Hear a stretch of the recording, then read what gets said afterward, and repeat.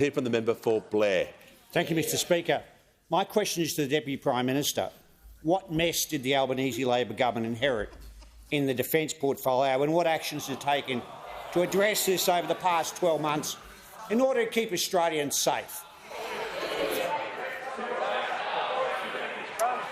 Order. Give the call to the Deputy Prime Minister and the Minister for Defence. Thank you, Mr Speaker, and I thank the member for his question. And it was great to be with him at the 150th Ipswich show on Friday. Mr Speaker, a year ago today, the Albanese government took office, and it has been a transformational 12 months for our nation's security, because this time last year it was all very different. Under the former government, Australia was drifting through a sea of broken relationships, with great powers, with friends, with countries which should be our friends, and with our region. There was a culture of making grand defence announcements on the basis of absolutely nothing. $42 billion worth of defence programs without a cent behind them. And when those officers did spend money, they were completely out of control.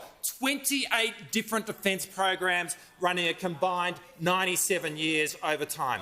They worked out that the world had become a complicated place, but they were incapable of making the difficult decisions to give rise to a strategic response, and that's because the Defence Ministry was a revolving door. Really 7 different Defence Ministers during the Abbott-Turnbull-Morrison government.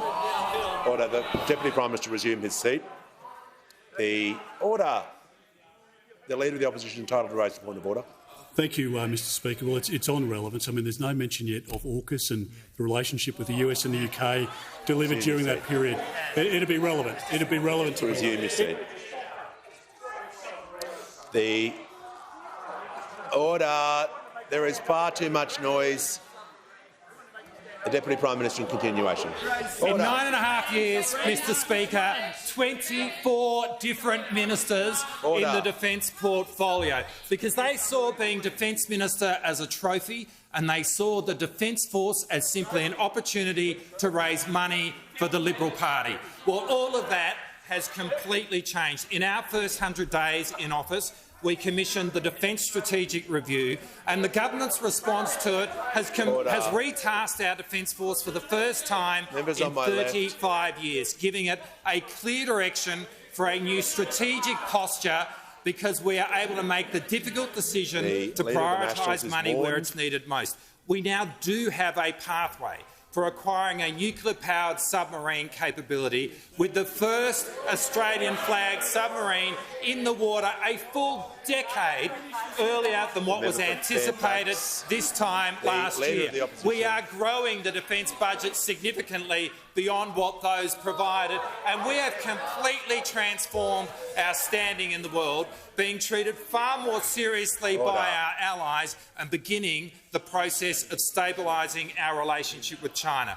But, Mr Speaker, there is much more to be done, because this is long-term policy which actually requires application and follow-through. And we know there are going to be many more difficult decisions ahead, but we're up for that, because we understand the consequence of this moment, and we are completely committed to giving this country a government which will keep them safe.